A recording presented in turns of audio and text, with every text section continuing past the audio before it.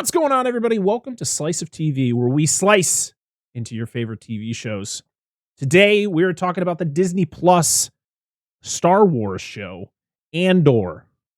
Joining me today is our resident Star Wars expert, Andrew Schoening. Hi. Welcome back. It has been it feels like forever, because the last time we sat down and talked to each other, we were talking about the last Star Wars show, Obi-Wan Kenobi. And this, to be honest, before we even get into all this stuff, like, this was a show I didn't even think I was going to cover. Because I remember when they announced this, and I was like, I feel this is not going to be fun. Because I know what happens with this character. Of course, it's a prequel. It's a prequel show to, it all connects to Rogue One. Because it's a character from Rogue One. And we all know what happens at the end of that movie. At least if you've seen it. And it just he wasn't a character I was super intrigued to kind of get to know or care about. But Tony Gilroy, the creator of the show and the executive producer, he created a very compelling story that made me give a shit. Damn you, Tony. Damn you, Tony. But in the beginning here, we're going to talk about our thoughts on the show, spoiler-free. And then once we've run out of things to talk about spoiler-free, we'll jump into all the spoilers. We're not going to do episode by episode. Well, we'll kind of do episode by episode, but it's going to be we'll go through, talk about what we didn't like, what we liked, and all that fun stuff. And we want to make sure we don't run a 2.5 hour show like we did with Kenobi, even though people still enjoyed it. So I can't complain too much. There's a lot to talk about here. A lot of things I have questions on, and just definitely want to hear what you thought of the show. But before we get into all that, this was, of course, created by Tony Gilroy, who was an executive producer and a co-writer for Rogue One, a Star Wars story. So it was a good person to bring into the fold. He helped create the character, and create this world around him before the events of Rogue One. Diego Luna coming back as Cassian Andor. We had Kyle Soller, who I can't remember what his character's name was. He was like that officer who was super like into his job. Yeah, Karn. Karn was his name. Right. Yep. Yeah. Well, or was his last name? I don't know his first name. There's so many people in the show, I could not remember everybody's names. Adria Arjona Torres, she played Bix. Was it Bix? Bix. Yep. B-I-X. I liked her character. Stellan Skarsgård, he's probably one of my favorites of the show. Yeah, I like him just in general. So yeah, I mean, he's a Skarsgård. Everything he's in is fantastic. He plays Luthen. You have Fiona Shaw, who, for anyone out there who doesn't know who Fiona Shaw is, she played Aunt Petunia in the Harry Potter franchise. That's probably where she's probably most well known. She was also, if you guys have been listening to Dissect that film, she was also in the Super Mario Brothers movie from 1993. So there you go. You had Denise Go as Deidre. You have Genevieve O'Reilly, who returns from Rogue One to play Mon Mothma. Mon Mothma, sorry. Faye Marseille as Vel. Verada Sethu as Cinta, and Elizabeth Dula as Clea. Who was that? Oh, that was the assistant to Luthen. And then there's a lot of other side characters. I ain't going through it. Oh, we do have to mention, Forrest Whitaker comes back for a couple episodes as Saw Gerrera, and Andy Serkis is in the show. And if Andy Serkis is in a show, you have to mention him at some point. And probably we were going to anyways when we got to the episodes that he shows up in. But Schoening, I've done a lot of talking, and I haven't heard you yet because I'm rude. What? For one, thank you for coming back. It's always a pleasure. You're so welcome. You on. It's when anytime we're going to talk about something Star Wars, you're always the man that I contact to talk about it. What were your thoughts? Kind of me like your resident space guru. Yeah, you're the space. You're the spaceman. You're anything that have to do with space. Doesn't have to be Star Wars. Like you were on to cover Halo with us. And then I got Static Arbiter for Marvel. There you go. There we go. Hey, you got to start somewhere, right? I know a guy. Yeah, I know a guy who likes these things. Come on the show. But talk to me a little bit, non spoilers, of course. Your thoughts on Andor. Like, what were your thoughts when you first heard about the show, and then kind of go into your thoughts after seeing the entire series? So when I heard about this show, I felt the same way as you. I mean, like, I felt like Cassian Andor was a really good character in Rogue One, a Star Wars story. I felt like he was good, but I was like, man, does he really warrant like a multi-episode TV series? And then they announced that this series was going to be more than the typical Disney Plus thing. They were going to run a full 12 episodes, and I was like, ugh, you Yeah, sure, man? yeah, 12 episodes. Like, this is longer than most other series on Disney Plus, period. Like, usually it's 8 to 9 episodes between Marvel and Star Wars. Hmm.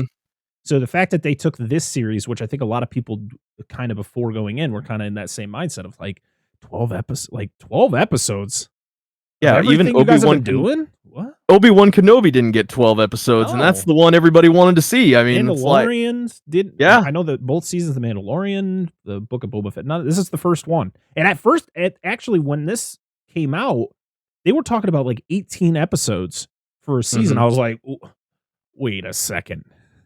Yeah, What do you hold mean? on. Yeah. Oh, I was honestly just a little kind of turned off by it, because I was like, man, I understand, his importance now that I've watched Rogue One. I understood his importance, but I was like, does he really have just that much of a backstory that we need to spend, you know, 12 episodes in? And so when the first episodes came out, I mean, I was kind of like, okay, whatever. And then I kind of even lost interest for just a little bit. And I was like, oh, you know what? I'll give it a little while. I'll get some episodes out. I'll binge it, see what I think, instead of waiting. It wasn't one of those things at the very beginning where I was like, yeah, no, I gotta see what happens next episode. Right. But then, as the season went on, I became pleasantly surprised. Um, I know that they've announced a season 2, Mhm. and I'm actually kind of thrilled for it, because I I became way more invested in these characters than I kind of thought I might be. Yeah. I couldn't agree more. I think I had the same mindset. I don't know if I lost interest, but I just, like you said, I wasn't, when an episode would end, I wasn't like, oh boy, I can't wait for next week and see what happens in Andor. I kind of had that same feeling with She-Hulk. Like, I don't know if it's just the fatigue of Marvel and Star Wars, and also the fact that this was a show I just didn't have much interest in to begin with, because it was a character who kind of was like, do I need more of him? Like, Right. of all the characters they could have made an extended show about, like, Cassian Andor, like, I mean, he was a cool character in Rogue One, but, like, alright. But as you said, as it goes along, because the fact that it's not just focusing on him, it's not just focusing on Andor, it's also focusing on Mon Mothma, who is she's a pretty big character in the Star Wars universe. I mean, she Mhm. first showed up back in what, episode 5? I wanted to say Was it maybe you. or New Hope, maybe? Uh, Dang, now you're gonna have me racking my I brain to know. find out. I know she's in 5. Yeah. I'm Of not course, she's 100% played sure by if a she was in different 4 now. actor because that was in the early '80s, and this actress, I think, probably was only a few years old when that came out. So, Disagree. I think it's the same person. oh shit, let's look it up. Let's look No, it up. no, No, no, no, it's no, not. no. It's definitely not. But you get to see her. You know, of course, this is post or pre. I mean, the Rebel Alliance and all that stuff is going on, but it's like the early stages, because this is kind of the beginning of the Empire in a way. So you're seeing, because you're seeing her life before she becomes this big rebel um, leader, like you see in episode 5, which I'm just gonna guess that's where she first showed up. She might have been in New Hope, but all you Star Wars fans can just yell at me. But she so Genevieve O'Reilly, she comes back to play her. She did play her in Rogue One. She also played her in. She did the voice of her in Rebels, and she was in a. I guess she was a. There was a deleted scene from Episode 3 that she was in as well, but of course, they cut that out because she's a senator ultimately in the show. That's what she was before she became the big rebel leader, and I thought seeing her life and kind of how it all ties in with like everyone ties in together in some way, even if she never has anything to do with Andor. She does have a relationship with um another character who also has a relationship with Andor, and it all kind of you know tangles together. You see, it's just you see in this show some truly evil things where it's not like the har evil stuff that you see in a lot of the other Star Wars media, where it's like just the goofiest evil shit going on. And we'll talk about them when we talk about Rogue One later on. But I really felt like some of these Empire soldiers or commanders or whatever the hell they were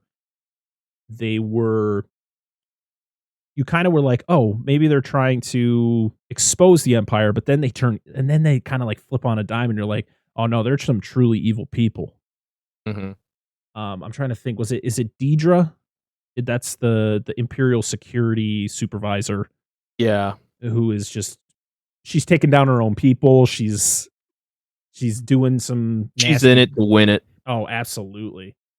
But it's good to see all these different sides. There are some parts of this show that kind of are like, did we really need this? But also we got people who characters that I actually came to like that were in those sequences where I was like, okay, I guess I don't really mind as much. And we'll get to that when we get to the spoilers. But overall, I thought this was very good writing. I think it just felt so different compared to all the other Star Wars stuff that we've gotten in the past. This is a drama. This isn't a action packed, storyline where you're always getting some sort of battle or, you know, shootout or whatever. What you do, don't get me wrong, but you're not getting it the whole time. You're getting those like deep storylines between characters. There's literally scenes of just a conversation that goes on for 10 minutes between two characters. But like the things that they're talking about are crucial to not just the Andor story, but to the story of Star Wars itself and what we've already seen in this universe. And I know a lot of people are saying this is probably the most boring Star Wars that they've ever seen, and I can agree to some point that like this, yes, you really have to be into this type of storytelling to enjoy this show because if you're coming off of the Mandalorian series or you're coming off of Book of Boba Fett, which people are of course torn on that one, Obi-Wan Kenobi, I feel like this is very far removed from all those things. There's no force in this. There's no Jedis. There's no, you never see the Emperor. You never see, Darth Vader or anything. It's all kind of people you would have never expected to see, people we've never seen before. And I appreciated that because that's what I think Star Wars needed to kind of, be a little bit more fresh because we're just For seeing the same once, shit there's over and no over again. Skywalker. There's no Exactly. Skywalker. Thank God. I love you, Mark Hamill, but I'm done with the Skywalker saga. Yikes. We all saw freaking we don't have to talk about Rise of Skywalker. Um but yeah, this just felt fresh and I enjoyed it. Was I super excited every week? No. Did I enjoy what I watched? Yes. Was I like super like am I super excited for season 2? Not really. I'm going to watch it and I think it's going to be a good time because of course there's only going to be 2 seasons. Season 2 will literally lead up to the events of Rogue One. And then of course, if you've seen Rogue One, you know what happens to that character, and then it's over. But I just feel this is a very fresh take on the Star Wars universe, and I appreciated it. So let's talk episodes here. So there was 12 of them. So the very first episode is Casa, and this one it literally shows where Cassian came from, Cassian Andor. He was on a or it shows him like, of course. So this show takes place 5 years before the Battle of Yavin, which is the battle at the end of Rogue One. It shows pretty much what Andor is all about. We're going into spoilers, everybody. So if you haven't seen this show, please go watch it. Come back. If you don't care, then it's all on you. So the way that the show starts is like Cassian is going to find his sister. He goes to like a brothel to try to find her. He runs into like a couple like sick they're like officers, right? Like security officers. And he ends up killing them both. Or he kills one of them and then oh no, does he kill both of them? He kills one of them by accident, and then kills the other ones so that there's nobody to, Right. tell. To say who it was, even though they end up finding out who it is. He goes to his home planet, I guess, which is Ferrix. And you find his adopted mother, Marva. She's like this big time rebel leader of this planet. She's like a big deal. And you find out like she found him on this other planet, which I don't remember the name of at this moment. I don't either. It was pretty forgettable. It was not a part of the story that I felt like was super integral to Cassian. I mean, I like the fact that they were like, hey, this is where he came from. Yeah.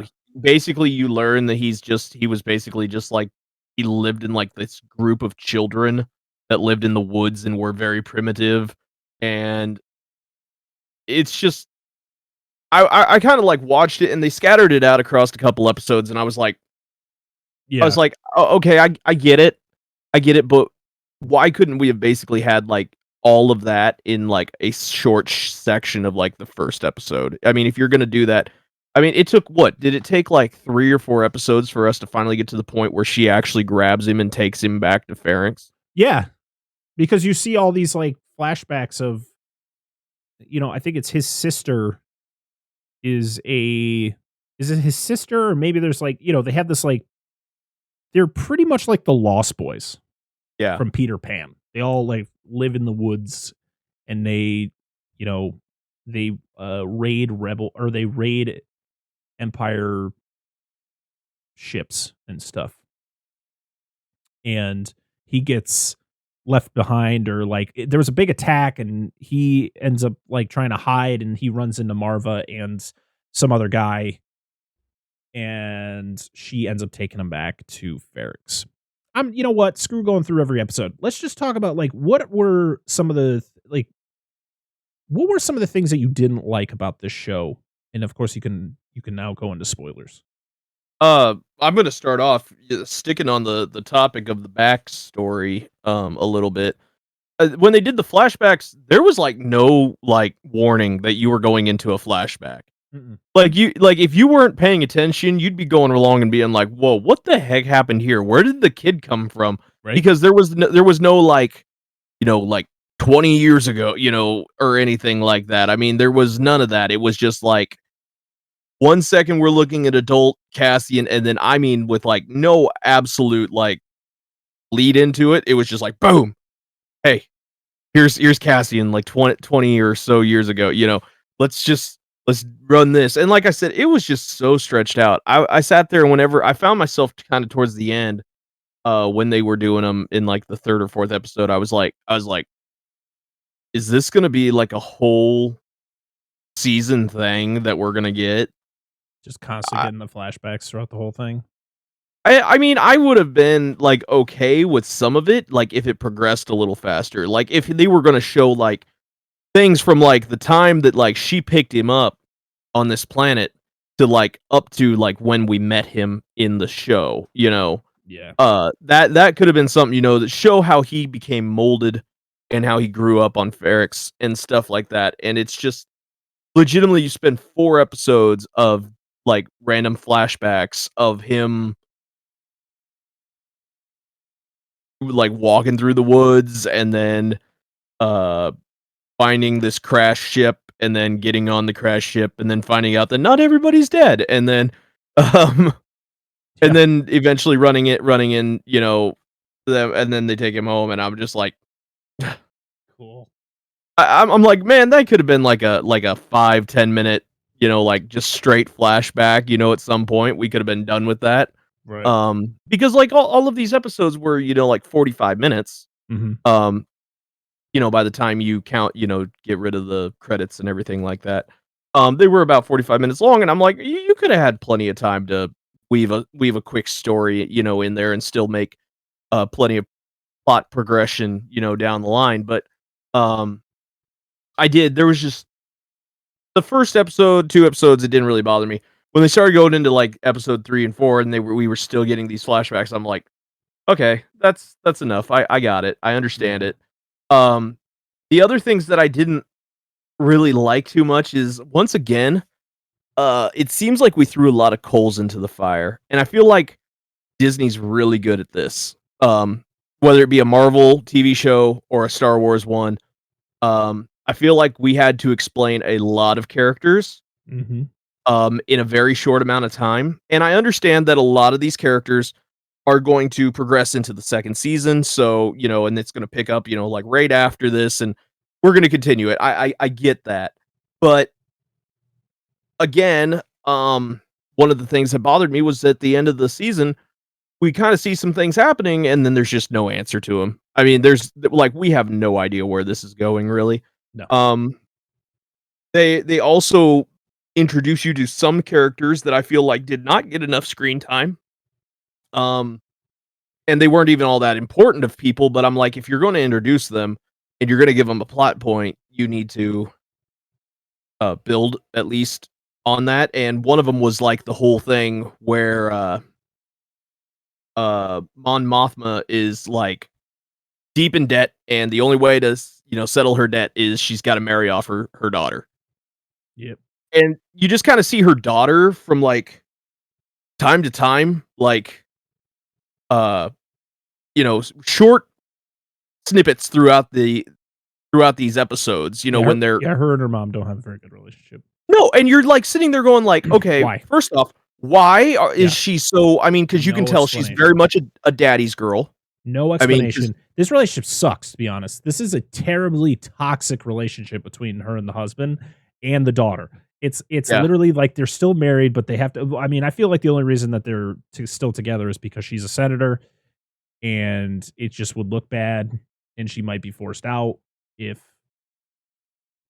they ended up splitting up. But it's such a toxic relationship, and it's awful. it it really was, and that's kinda why I'm like,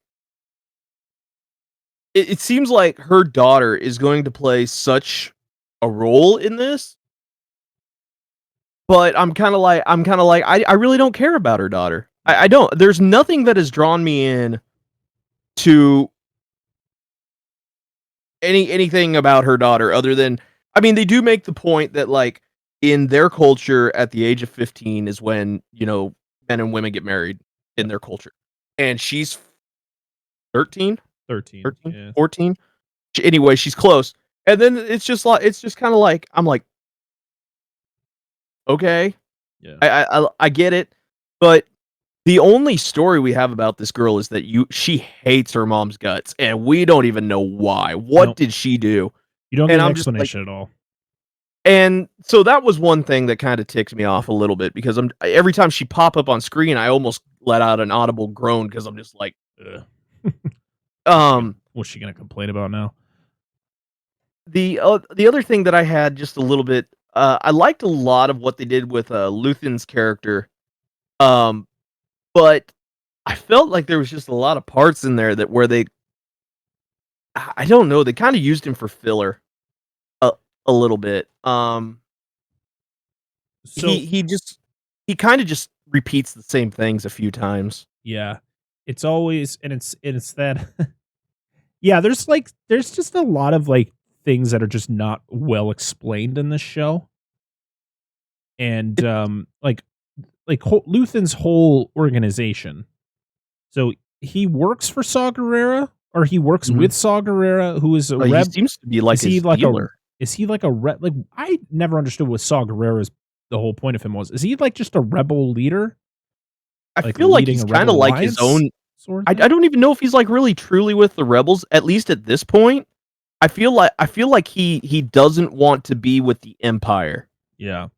but I don't know if he really wants to be with the rebels either. He kind of wants to just be able to do his own thing because you see a section, where Luthen goes to talk to him, and I mean, Saw's like, it's not worth it to me, Yeah. and I'm just like, this is not. I mean, we see Saw in Rogue One, and he is a much different character. So I guess there's going to be That's a lot. That lot must have happened in 5 years. there's something that's going to happen in about a 5-year span, which I get the fact that I'm that's one thing that makes me nervous about season 2 is they have a lot of area Yeah. to fill, in 12 episodes to do it. So here's my mindset for this show. Every side character that really has not a lot to do with Cassian Andor himself is just setup for Right. season 2. So Guerrera, Luthen, I know Luthen does a little bit in this show. Like he's the one who sets up the attack on Aldari or the raid on Aldari. And, he's kind of the puppet behind kind of everything that's going on. And the Empire is trying to find him. They don't know who he is. Mon Mothma is trying to still do her job, but she also wants to help the rebels. She has to deal with her shitty family, and she's in major. I'm like, holy shit, that never kind of gets resolved. It all ends with her setting her daughter up with some other guy's son, and it's just more setup. The only person who really has any type of narrative, like a narrative that kind of goes in one direction, is Cassian Andor, but also it also has fucking turnoffs, or he like just stops for a second because it's like in the beginning of the show he's searching for his sister, and then he just completely like stops doing it. Yeah. To then go do a job with these other people on Aldari to do this raid, which to be honest, I really liked that whole buildup. I liked him going there and meeting up with all these other people and planning this raid and everybody. And then of course, once it's all done, then kind of the survivors turn on themselves or turn on each other. And then you find out that the woman who was leading that group is related to Mon Mothma, and you're like, whoa, what the hell? Man. Yeah, and you're like, what is happening? And then you have one of the other ones who was with them. It was the Indian girl. Can't remember her name. Was it? What was her character's name? I'm gonna have to look it up. Was that Cinta Varada Sethu? I think that it was Cinta. She's sent to Ferrix to kind of watch over because people know that Cassian's going to go to Ferrix. Then, change directions here. You have this officer named Cyril Karn who works for the Preox Morlana Authority, which he's kind of like in charge of like trade sectors. He finds out, or he's the one who's in charge of figuring out who killed these other Pre-Mor Authority officers. Find out it's Cassian Andor. So they try to set up an attack or an ambush of him on Ferrix. That goes horribly wrong. He gets like demoted and like completely kicked off to a different department, but he's still so hell-bent on catching him. Then he like teams up with the God, I'm sorry. There's so, like I said, there's so many characters in this goddamn show. Well, that's just the problem is I feel like I got introduced to so many characters that I can't even keep them straight, to be honest. Yeah. Like, there were some, don't get me wrong, that as they went along, I was like, okay, this is a character I can follow. I got this. Andy Serkis's character. Yes. Chino. Which to a point, that is one of those parts of this show where I went, this didn't need to be here because it leads to nothing. Yeah, it led to nothing. But and you spent the whole time. You got a very valid point. You spend what is it? Is it three episodes? It's two or three. I think it's 3 episodes. 3 episodes. with him, and you kind of see it, and you're like, ah, hey, that's Andy Serkis. You're like, hey, he's supposed to be Ah, somebody else, yeah, and yeah. you're kind of like, why did they out of all of the people they could have gotten, why Andy Serkis? So you're kind Yeah, of I like don't sitting there yeah. in the back of your head going like, you're kind of like, maybe there's a reason why he's in the prison. No, I You think know, it here's the thing. They cast him because in his other role in this in the it Star Wars sucked. universe, well, yes, it did. But also he was CG'd. He was a Well, creature. They didn't like you only knew based on his voice, and that was the only way they were going to be able to bring him back as a completely different character. But yeah, I saw him and I went, hell yeah, Andy Serkis. You can't go wrong with Andy Serkis. But that 3 episode, arc there led to literally nothing other than the fact that I can't Cass swim. yeah, which sucks. We never got to see what happened to him. Did he I can't drown? Did he swim. just blow up on that thing? What I don't understand. But, the only thing that really came out of that was that Cassian couldn't go back to Ferrix to be with Marva when she died, which you never find out. What did she die from? Was she sick? She must have been sick the whole time, I right? 'Cause she think was on a I think ventilator she's and just stuff. getting old. I mean, Yeah. I think they kinda just tell you that, she's seen some shit in her life, and Yeah. that's just kind of it's taken its toll on it. Also, this is the Star Wars universe. Where the fuck are all the different, like, species of alien? I swear to God, this show was 90% just, like, human characters. It was. Like, There was not, and I mean, seriously, where was not everybody? one other alien sort of creature in any of the prison episodes. No. Like, none of them. Like, all of those guys, and you see, they show you good real well, like, little shots of, like, all of the different levels Mhm. and everything as they're walking across, from work to their beds. There is not a single other alien Yeah. in there. Yep. And I agree with you, and, uh, Pharynx was even very void of, other species, Yeah. um, which is just weird because I, at first, again, saw Pharynx, and I was like, "Ah, space, sand. This is very normal." Um, Space. I was like, "We're gonna do a nice copy and paste of Tatooine and put it right here and put a different name on it." And I was kinda like, "We are still very much in humanoid space right now." I mean, there is Yeah. nobody else here. As I was questioning it every episode, like, I mean, you don't need to, like, throw it in my face every 2 seconds about all the but, like, when you watch any other Star Wars, There's a lot. it's a variety of different species It's and, like they ran out people of from costume budget. y maybe don't do 12 episodes. Don't do 12 episodes and have to pay a giant cast of, like, really top name people. Yeah. Like, Stellan Skarsgård probably cost the most of anybody here, and maybe Fiona Shaw.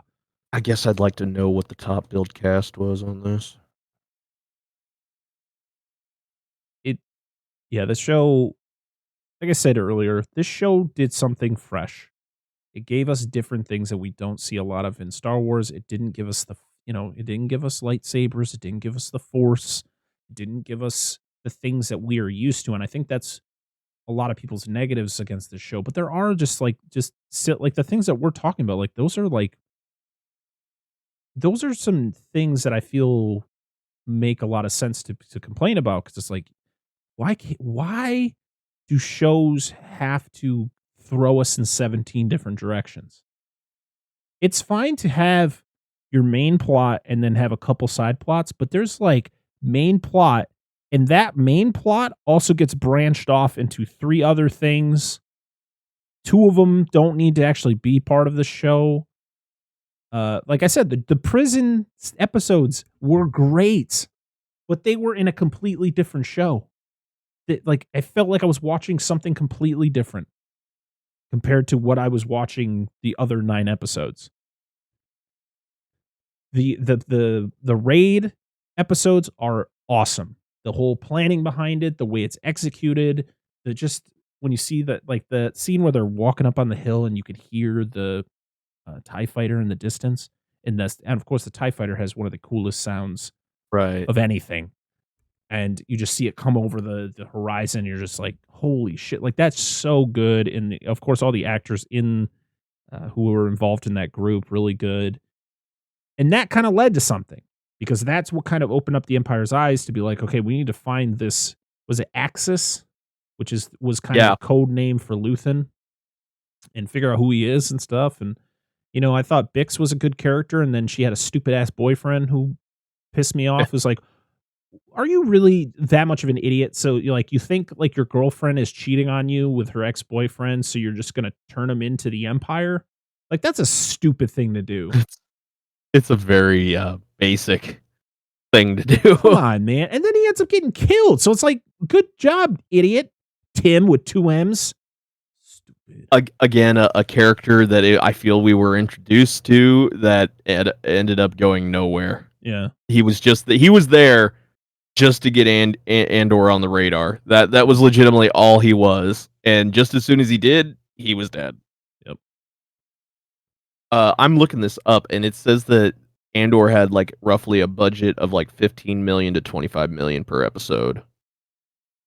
That's pretty decent amount of money. That's a chunk of change. I feel like, especially when you figure out that there were 12 episodes. I mean, they're saying like in comparison, like The Mandalorian had like $120 million budget for 8 episodes, and then Obi-Wan Kenobi had a cost of 150 million for the season. Was that 8 or 9 episodes for that? 8, 9, 9. I'll tell you in a minute. While you're looking that up, let's talk about Diego Luna, Cassian Andor himself. I don't want to be too negative, but did this man ever use any other facial expression other than the one facial expression he does throughout the entire show? He has a very bad resting bitch face. He's always just got that really serious. Like I understand the circumstances you're in, and life is just not fun. So yeah, you're not going to be walking around with a big smile on your face. But the one facial expression we couldn't get any more. Just either grouchy or more grouchy, and you're like, all right, cool.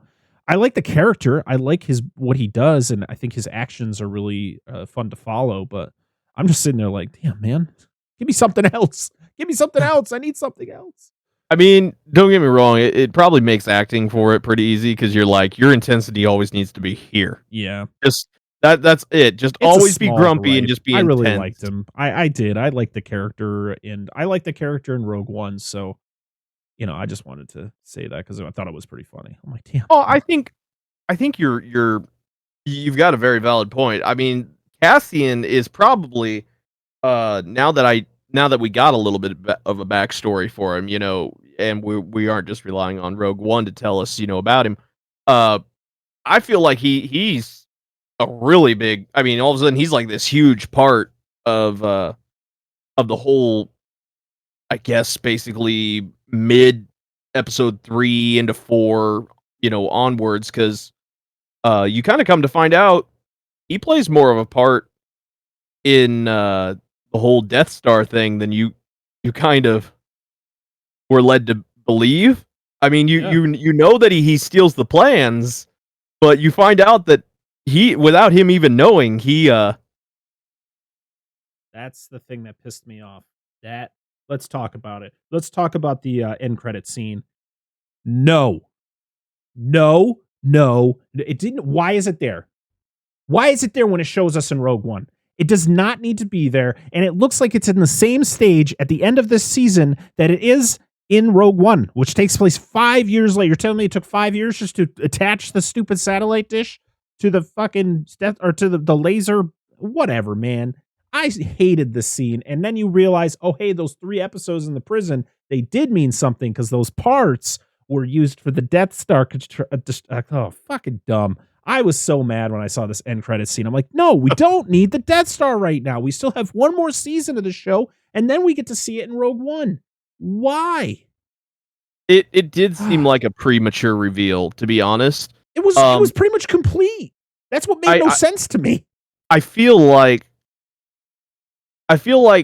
if they would have done it any different, though, you would have forgotten about the whole where those parts came from.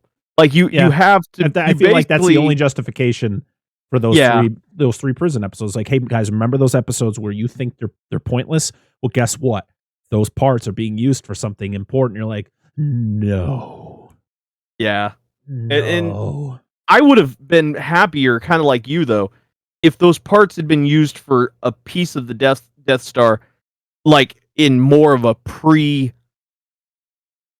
build. I mean, like, it's like you said, they've basically got the firing array is almost at the exact same, level that it is in Rogue Yeah. One. And it's just kinda like, "Huh, well, I guess you know what? You know what? They hit a supply chain issue." Yes. They're going through some shit just like us. Yeah, They had an issue. I did not like this. I thought it was shoehorned and stupid and just one of those, "Hey, guys, remember this?" And you're like, "Yes, I do. Been watching Star Wars since I was a kid." Like, stop. Why? I get it. I feel Stupid. like they probably did it because it's probably like a, "Hey, these are the stakes that we're Yeah. building up to. I want to remind you that these are the stakes. This is where we're going, and if you've watched the movie, you know where this ends up, but I want you to remember that we're working towards this." And it wasn't necessary at all, but there it was. And I could have been much happier. I want to point one thing out though, mentioning of like little things that I feel like we might have missed though. Did you notice the lightsaber? No. Did you see the lightsaber? No. Okay, so in episode it's either the last episode or the second to last episode. Now I'm going to double check myself. There's a quick little bit where Luthen goes to meet Saw Gerrera again. I think it's for some reason I want to say it's the second to last episode. That's the episode where when he leaves the planet, he runs into the Empire ship and he does Yes. the cool thing with the lasers coming out and does the barrel roll. That was a Yes. cool fucking scene, by the way. That was neat. But the thing is so when he lands and he goes, before they let him see Saw, Yeah. Saw's little lackey there, he like pats him down and stuff like that. Look You at mean the what one alien we see in this show? The lizard one? is it even a alien that pats him down? Oh, no, I there think was it's that just a guy. dude, ain't That it? was the guy that he kept trying to, like, blame shit on. He's like, "You're not gonna believe him, right?" The lizard Yeah. guy. Yeah, I don't remember what that But there's like one guy that pats him down before he goes and sees was. Saw, Yeah, I remember and that. you got to pay attention to what Luthen hands him because they kind of look at him weird, and they're kind of like whatever, and even Luthen's kind of like he's kind of like, are you just gonna stare at it, or are we gonna keep going, whatever, or can I have that back, something Yeah. like that. It's not said, it's never mentioned, but if you look at it, I'm damn near 100% sure it was a lightsaber hilt that he just had on his person. Huh. And it's I like, remember seeing it because you see it actually in an earlier episode because he, like, do you? yeah, he's always carrying it around. It just makes Wasn't it part of, like, a stick? It was like there was, like, a plastic or there was, like, some other piece that attached to it in an earlier episode. The first time you ever see him, he's walking with, like a walking stick. And he actually, like, beats a couple dudes with one, and you're like, "That kinda looks like a lightsaber you get at, Disney World because it's got, like, it looks like a hilt with the, like, plastic piece at the end to be the blade." But, yeah, I remember seeing it in that episode, but I didn't kind of think that's what it was. I feel like it is. Just if you look at it, the design of it, and then kind of how like they have like an exchange of words. It's like everybody looking at it knows what it is because then like Luthen's just kind of like, we just gonna stand here? Or are we gonna get back to? So are we saying that Luthen is I think he's stolen. you think he stole it? Well, Or maybe stole. he's a Jedi who's hid himself away? That's a good question.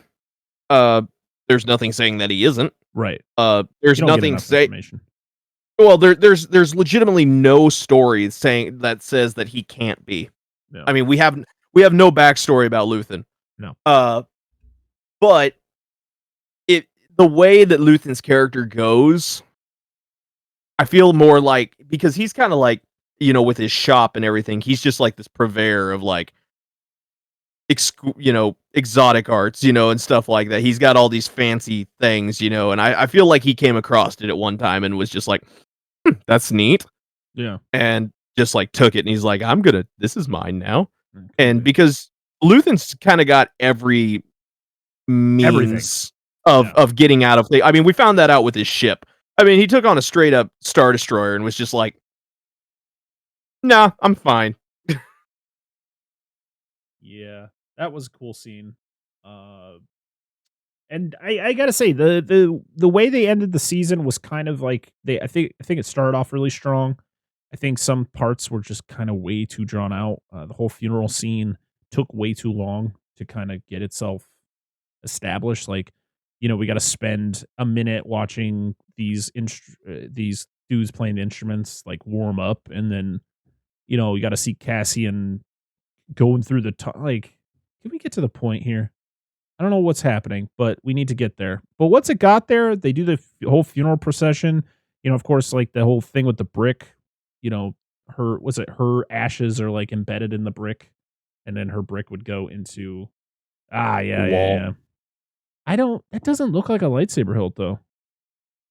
It was more the ribs on it there, and then if you Yeah. look at the butt of it, it is shaped a lot like kind of like Kenobi's thing. And like I Hmm. said, it was more the fact of how they're looking at it Yeah. and how he shrugs it off like hey, don't ask questions, just let me be. Um Sorry, you were bringing up a very good point. Um, I just lost my train of thought. What were we talking about? God damn it. Oh my god. Everybody, I apologize. I'm like so I just exhausted. derailed this. I'm so Thanksgiving. sorry. I've had 2 straight days of Thanksgiving and I'm just like, "Ooh, my brain is like melting." I just watched like this is no one's fault. Our brains just got to kick on. Um Oh, the whole final episode, you know, Yes. once he got to the funeral, the whole brick thing, and then the whole thing kind of blows up, and you get this big fight, which was I thought was really well done. You got the whole thing was like, is Deidre gonna die? Which we haven't really talked much about her, of the fact of how she is like trying to sabotage her other coworkers for not allowing her to get information on stuff because it doesn't pertain to her areas, and you get that whole little internal struggle between people there. But you also find out that the guy that she's going up against works for Luthen because they talk about him. Luthen talks to Saw Gerrera about him, and you're like, all right. And I was so confused. I got to go through. I feel like I got to go through this show again and kind of see if I can pick up some more information on certain characters. But I was just kind of lost with that whole thing. Like, well, what is happening? Because then you get another guy who works with in that department who also works with Luthen because he also talks about the fact that like he wants to get out, and Luthen tells him he's never getting out from like being under Right. him, and you're like, okay, well this guy sucks. Um, but yeah, it's a lot. There's just a lot going on. And a lot of different little plot points that are like, hey guys, it all comes together. Like, does it though? I feel like I don't know. Deidre is one of those characters where, like, I feel like we were introduced to her, and she does play a decent part in the plot, but I feel like we didn't really gain anything from her. Yeah. It's kind of like you said. A lot of her storyline is her trying to find a way to just get to the top.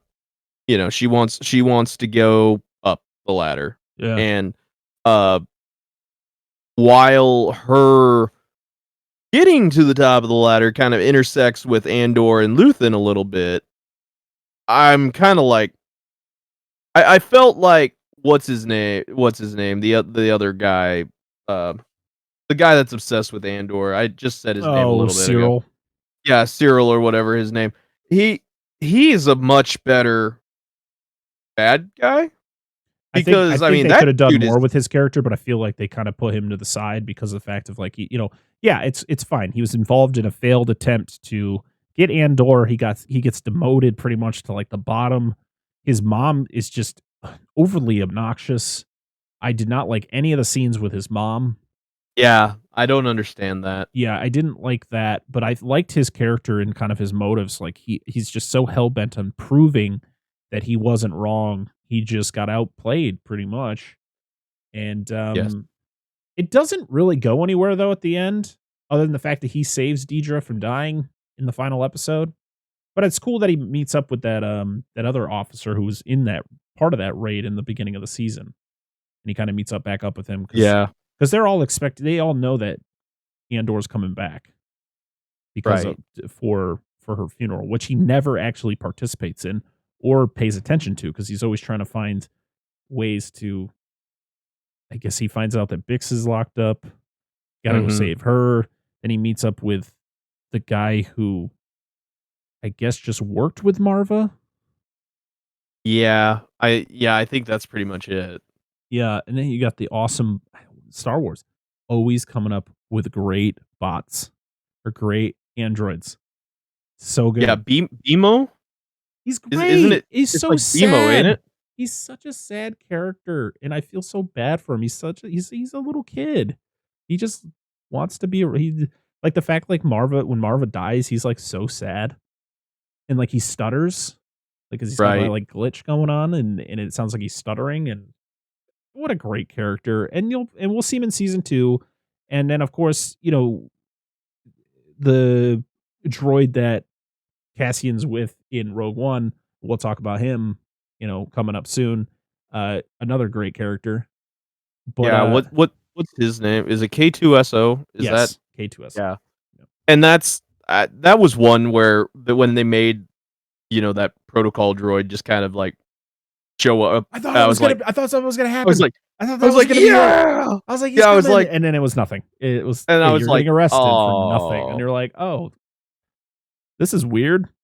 Yeah, I was like, "Yeah, alright, cool, we're getting the band together," and then all of a sudden I Yeah, realized, like, oh, that was just a nod to the fact that yeah. It's one of those things like, "Ah, ha, ha, well, you thought," yeah, and we you were really just like, thought, but "We yeah, did, we nothing. thought," but there was a So lot of left turns. yeah, overall, it's it's definitely not my favorite Star Wars property. I definitely I still have to put Mandalorian season 2 as my top show. Based on like story and what they were trying to do with the show, I would probably put it I'd probably put it below Obi-Wan because I think I'd put Mandalorian season 2 number 1. I'd probably put Obi-Wan number 2 and then I would probably put Andor. I know a lot of people don't like Obi-Wan Kenobi, but I thought that what they did in that show was really fun, and the characters that people didn't like, I actually ended up liking. And of course, you got a lot of Darth Vader, and when you put a lot of Darth Vader in a show or in anything, I'm gonna be on board regardless of how good it is. Like that's what I've been wanting for my entire life is to see Darth Vader do badass stuff, and I said enough of it in our Obi-Wan Kenobi review. But Andor, story wise, and what they're trying to do, setting up to Rogue One, thought was good. The problem is I just thought there was too much going on, and there was just some plot lines that didn't get resolved in the way I was hoping. I might have to give the show another watch just to kind of see if I can pick other things out that I might have not seen in my first go around. It was a good time. It definitely wasn't something. It was definitely more than I expected when this show got announced.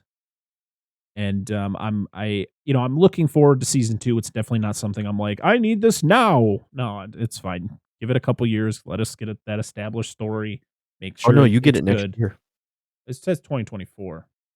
Is it? I've seen 2023. It might be whatever. It's gonna I be think coming out it's sooner than coming. later. Yeah. But, yeah, that's my thought. What are your let's see, what do we got what do we have right now? What are your top 3 Star Wars shows right now with Andor being in the mix? So, I'm actually going to put Andor, and I'm gonna get crucified for this. You might not have me back on the show. I'm actually gonna put Kenobi up at number 1. Just for the sheer fact there was a lot of good I felt there was a lot of good fan service in Kenobi. I mean, you got Obi-Wan Kenobi, you kinda got a little bit of a storyline, you got to see Qui-Gon Jinn again, you got uh, the duel between Kenobi and Vader, and you got to see Vader, and you got a lot of good fighting, and I felt like even though a lot of people say it didn't live up to expectations, it was still very good. Mhm. Second, I'm gonna put Andor there. At 2? Uh, yeah, in number 2. The reason that I'm gonna bump The Mandalorian down to 3 is because while the season was absolutely phenomenal, and I felt like it was so much better than the first season, um, I feel like I don't even know how to describe it, and that's the problem. I feel like I'm missing something with The Mandalorian. I feel like we're going too far back into regions that we already know because now we're starting to, we're seeing Luke again, and we're getting Ahsoka out of here, and I Mhm. feel like it's bridging it all that they want to do with the Mandalorian is they want to say, hey, let's introduce all of these so we can do these properties again. Maybe we'll do a Luke Skywalker thing where we can get like an 8 episode thing with him between, a new or episode 6 and 7. Right. Let's do something there where he's rebuilding the Jedi Temple. And then, of course, we know that Ahsoka's got something coming down. I feel like the focus is not on the Mandalorian. The Mandalorian is a key to get into these doors. Mm. You know what I'm saying? I love the property. I love the Mandalorian. I will watch every damn episode of the Mandalorian and hope for the next one. But story-wise, story-wise, I feel like all the Mandalorians got going is just for a little while it was like we got to get Grogu to a Jedi, and then like Yeah. immediately we just backpedaled on that and was like, nah. And Yeah, I'm and then like, they're like Book of Boba Fett, like, "Yeah, let's just, ignore that." And you're like, and "Oh." that's why I actually kicked Book of Boba Fett down even farther is because it almost became like the Mandalorian season 2.5. Yeah. And as much as I loved those episodes, I was there because I wanted to see Boba Fett Right. doing You wanted to things see for the badass entire Boba Fett. season, and they sideline him in his own show for 2 Right. episodes, and you're like, "Excuse But me?" they did to me, see, they did to Boba Fett the same thing they're doing with the Mandalorian, which was, hey, we took this property and it's going to just intertwine, and it's basically going to be a key to get you to be invested in what we got coming down the pipe here a little bit. Yeah. And I wish they would have just like been like, hey, if the Mandalorian wanted to show up in like the final episode for the big fight because he called in a friend, Yeah. cool. Uh, At I least would the have much rather. Mandalorian's in every episode of his own damn show. Yeah, exactly. And that's just it. And I that's why that is my only fight with the Mandalorian is that I feel like even though he's in every episode of his own show, I feel like they're just trying to get him in. I mean, I feel like they're trying to use him to test the waters for other products. Yeah. Um, and that's my one gripe about it. And hopefully, I'm hoping that season 3 comes out here soon, and I hope that I'm happily proved to the point that they're going to focus on the whole story with him becoming the Mandalorian, and stuff like that because he wields the dark saber and he gets his title of being a Mandalorian back, and the whole Yeah, thing that they're yeah. doing with him. And I hope that they honestly, one of my favorite stories about that whole thing is I hope they do a good story with Mandalore. And if they can do all that, I'll be happy. But No, that is why, long story short, why I gotta put Cassian Andor in number 2 because I feel like it was a story that I didn't know I needed, but now I'm like I kind of want to see where he goes, in the next 5 years leading up to Rogue One, even though I know he's gonna die.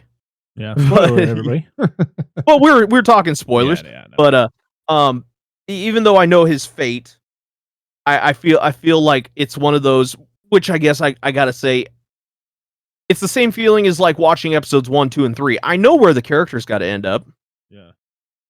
but I'm kind of one of those where it's like this character seems to be a gold mine, and there's other characters that seem to be a gold mine of um potential. I hope they do it. Luthen sure as hell is a character that I would love to explore more. Um Absolutely. Mon Mothma, I feel like you could do something more with hers. She seemed to kind of be more of a disappointment to me in this first It's all season. set up. It's all set up. It's all Yeah, set up for what she's gonna do in season 2, which is going to then lead her becoming the Mon Mothma we know. And yeah, this is just kind of, hey, this is some backstory that I guess you need about like what she does, how yeah. things lead to where they lead. All I want to state is that we're talking about live action Star Wars shows. The best Star Wars like stuff that has come out recently for Star Wars is Tales of the Jedi, which Oh is my god, yes. the animated series that they came out with. It was like a month ago, or maybe a little less than that. Just a couple weeks ago. It's based on like the Clone Wars animation stuff by Dave Filoni, and it's so goddamn good. It's so I mean the episodes aren't very long. I think they're only what 6-minute episodes. They're like 15-minute, Are I they like think, or that so. long? Okay, so Yeah. they're not very long. There's only 6 episodes, but they tell you stories that are just so good, so intriguing. Like, the Ahsoka, the rise of Ahsoka, and we finally get to see Yaddle. Is it Yaddle? Yeah, Yaddle. She finally does something. You get to see um Dooku before he becomes, part of the dark side. You get to see certain things with him, and you're like, this is so cool. I need more of this. Yeah, can So I if we're say gonna how rank all of anything that Star Wars has put out in the last few years, this is my number one. It's so oh, fantastic. easy, because I'll tell you what, I never cared one bit about Count Dooku through I mean, the Clone Wars TV show, the movies, nothing. I didn't care about him.